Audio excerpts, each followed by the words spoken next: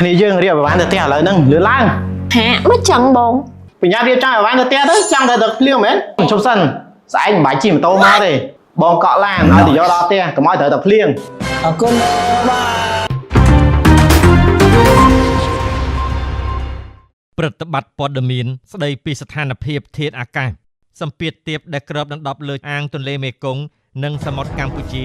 មានឥទ្ធិពលលើរបបចោលមូសុងនិរដីដែលបក់លើព្រះរាជាណាចក្រកម្ពុជាគ្នាយើងរៀបឲ្យបានទៅផ្ទះឥឡូវហ្នឹងលឿនឡើងហាមិនចឹងបងអត់ទាន់ដល់ម៉ោងផងហ្នឹង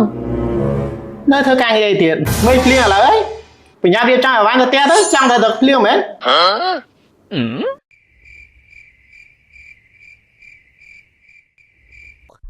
អូនជប់សិនស្អែកមិនបាច់ជិះម៉ូតូមកទេបងកក់ឡានឲ្យទៅយកដល់ផ្ទះកុំឲ្យត្រូវតែភ្លៀងវ៉ាវមានឡានមកទទួលដល់ផ្ទះទេបងបុកតាម app មូប្រើព្រីតវីសាហើយទទួលបាន discount វិញ 20% ទៀតហ៎វ៉ាវមេក្នុងព្រៃសម័យមែនអរគុណបាយ